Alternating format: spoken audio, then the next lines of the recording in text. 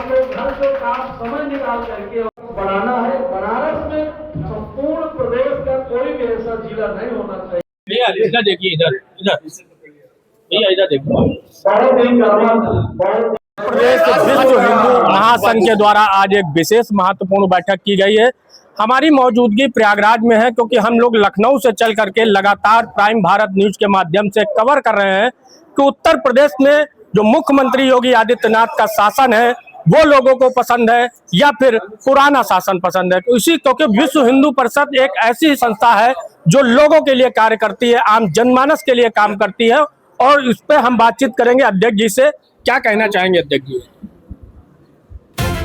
विश्व हिंदू महासंघ सामाजिक समरसता को लेकर के सारे हिंदू समाज को एक सूत्र में बांधने के लिए गांव से लेकर के शहर तक में काम कर रही है। क्या लग रहा है कि इसका प्रभाव जो अभी आने वाला चुनाव है 2027 है उसको लेकर के हम पूरे जिले कवर कर रहे हैं, और जहां तक देखा गया है वहां तक सभी लोग महाराज जी को पसंद कर रहे हैं। पूज्य गोरक्ष पीठाधीश्वर योगी आदित्यनाथ महाराज जी धर्म ध्वजा वाहक के गांव से लेकर के शहरों तक में बच्चा बच्चा एक एक सनातनी योगी जी को तीसरी बार मुख्यमंत्री बनाने जा रहा है। अभी बात की जाए तो काफी मांगे हैं, जो कि हिंदू राष्ट्र बनाने की घोषणा है उसको लेकर भी काफी मांगे की जा रही हैं, और खास बात यह है कि जो गौ माता को राष्ट्र माता घोषित करने की बात कही गई है उसको लेकर भी जो संगठन है वो लगातार अपनी गुहार लगा रही है। उसको लेकर क्या कहेंगे? गौ माता तो हमारी माता, उसको घोषित करने की क्या आवश्यकता है? हमारी जो माँ है उसको घोषित करने की कोई आवश्यकता नहीं। केवल हमको अपने माँ के प्रति भक्ति भावना और समर्पण की भावना होनी चाहिए। वो हमारी माँ है गौ माता, उसको घोषित करने की कोई जरूरत नहीं है। देखा जाए तो अभी राम मंदिर बनकर तैयार हुआ, विश्व हिंदू परिषद का बड़ा रोल रहा है इसमें। कहीं ना कहीं देखा जा रहा है कि राम मंदिर को बनाने में विश्व हिंदू परिषद के लोगों की बहुत बड़ी भूमिका रही है। उसको लेकर क्या कहेंगे? मैं आपको बता दूं कि विश्व हिंदू महासंघ की छतरी है विश्व हिंदू परिषद, जो पूज्य ब्रह्मलीन महंत अभयनाथ जी ही राम जन्मभूमि आंदोलन के अगुआ थे। उन्हीं के प्रेरणा से सारे विश्व में आंदोलन खड़ा हुआ था और परिषद को केवल काम करने की जिम्मेदारी दी गई थी, इसलिए लोग परिषद को जानते हैं। नहीं, पूज्य गोरक्ष पीठाधीश्वर ब्रह्मलीन महंत अभयनाथ जी के प्रेरणा से आज ये जो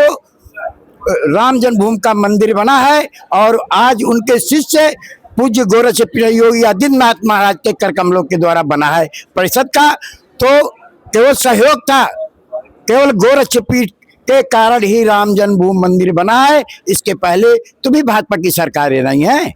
देखा जाए तो ये संगम तट जो है आपके प्रयागराज का, ये सबसे महत्वपूर्ण तट है, और लोगों की आस्था इससे काफी जुड़ी है। केवल देश ही नहीं, विदेशों से लोग भी यहाँ पर आते हैं, और पहले में अब काफी परिवर्तन हुआ है। उसको लेकर क्या कहेंगे? जब से योगी आदित्यनाथ महाराज की सरकार बनी है, चाहे काशी हो चाहे प्रयाग हो, जितने भी धार्मिक स्थल हैं उनको विकसित करने का काम किया गया है। आज बदलाव की देखने को मिल रहा है, इसलिए देश विदेश के पर्यटक यहाँ आते हैं और देखते हैं कि नहीं क्या बदलाव हुआ है। इसीलिए आज पूरा देश पूज्य गोरक्ष पीठाधीश्वर योगी आदित्यनाथ पर सबकी नजर है कि जिस दिन योगी आदित्यनाथ महाराज जी दिल्ली की प्राचीर से आवाज देंगे, ललकारेंगे, उस दिन भारत हिंदू राष्ट्र घोषित हो जाए। अभी आपको अध्यक्ष पद का दायित्व मिला है, एक बड़ा दायित्व मिला है पूरे उत्तर प्रदेश में। आगे की आपकी क्या भूमिका रहेगी और किस तरीके से कार्य करेंगे? मैं एक साधारण सा कार्यकर्ता हूं, और अब और छोटा मुझे कार्यकर्ता बना दिया गया है। ये सारे मेरे पदाधिकारी हैं। अब हमारी जिम्मेदारी और बढ़ गई है कि गांव से लेकर के हमको शहरों तक में संगठन का विस्तार करने की जिम्मेदारी मिली है।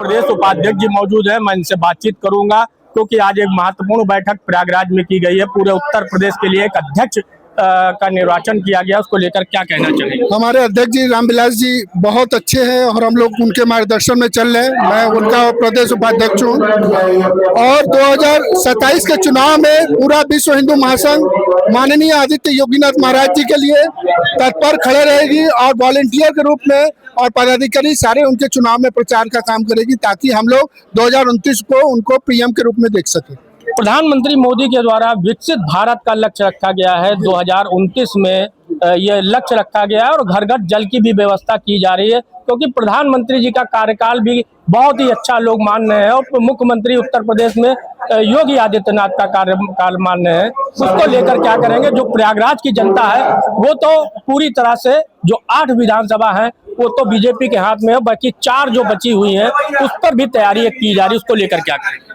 डबल इंजन की सरकार है और माननीय मोदी जी का समय खत्म हो रहा है और इस समय योगी जी को, भारत को बहुत सख्त जरूरत है और पूरे भारतवासियों से यही कॉल करता हूं कि योगी जी को प्रधानमंत्री के रूप में देखें, तभी हमारा जो हिंदू राष्ट्र का सपना वो पूरा हो पाएगा, अन्यथा मुझे नहीं कहीं से दिखता है।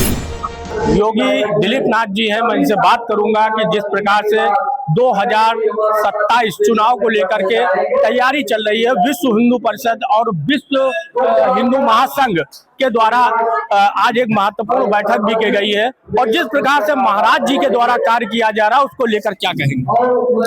देखिए, महाराज जी के नेतृत्व में 2017 के बाद उत्तर प्रदेश की जो स्थिति पहले थी, आज हमारी स्थिति बहुत ही विकसित भारत, मतलब उत्तर प्रदेश के साथ साथ उत्तर प्रदेश पहले पिछड़े राज्यों में गिना जाता था, बीमारू राज्यों में, आज हमारा उत्तर प्रदेश देश के अग्रणी राज्यों में है। विकास के साथ साथ हिंदुत्व के रूप धारा भी बराबर बह रही है। हमें जो पीएम मोदी का विकसित भारत के साथ साथ हमें हिंदुत्व भी चाहिए।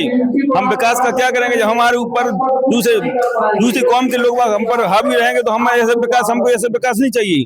हमको चाहिए हिंदू राष्ट्र, जिससे हमारा हिंदू बिल्कुल स्वतंत्रता के साथ जीवन जिए और हमारी महिलाएं, हमारे व्यापारी खुलकर व्यापार करें, माताएं हमारी स्वतंत्र मतलब अपनी जीवन जिए।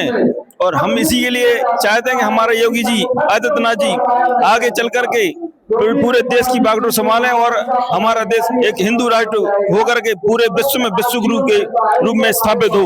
जय श्री राम, वंदे मातरम, भारत माता की जय। अभी हम और भी लोगों से बातचीत करेंगे। क्या नाम है आपका? डॉक्टर शंकर सिंह, तो क्या कहना चाहेंगे, आज जो बैठक हुई है उसको लेकर क्या तैयारी चल रही है? आज हमारी जो बैठक हुई है, हमारा मेन बैठक का उद्देश्य यही है कि आगामी 29 के चुनाव में हम माननीय योगी आदित्यनाथ जी को प्रधानमंत्री के रूप में देखना चाहेंगे। हम बातचीत करेंगे। अभी महिलाओं के लिए एक बड़ी सौगात मुख्यमंत्री जी के द्वारा दी गई है कि 50,000 रुपए की धनराशि खाते में दी जाएगी और 20,000 चुनाव से पहले और 10-10 हजार रुपए की राशि दी जाएगी। ये पहली बार उत्तर प्रदेश में हो रहा है, क्या लगता है? ये मुझे देख के आज के संगठन में बहुत अच्छा लग रहा है। अभी एक सौगात और दे दी है कि रक्षाबंधन आ रहा है, उस दिन 4 दिन के लिए यात्रा फ्री कर दी है। मुख्यमंत्री जी लगातार एक न एक सौगात दे रहे हैं, खासकर महिलाओं के सशक्तिकरण को लेकर के, क्या कहेंगे? ये भी अच्छा फैसला किया है मुख्यमंत्री जी। ये देखिए, महिलाओं का भी कहना है कि किस तरीके से उत्तर प्रदेश के मुख्यमंत्री योगी आदित्यनाथ लगातार जो कार्य कर रहे हैं, कहीं ना कहीं वो लोगों के बीच में जा रहे हैं और महिलाओं में भी जागरूकता नजर आई है। क्योंकि बात की जाए सुरक्षा व्यवस्था की, तो वो भी चौक चौबंद नजर आ रही है और महिलाओं में इस बात को लेकर के अच्छी एक पहल देखी गई है। बने रहे प्राइम भारत के साथ, राजकिशोर बारी, लखनऊ से।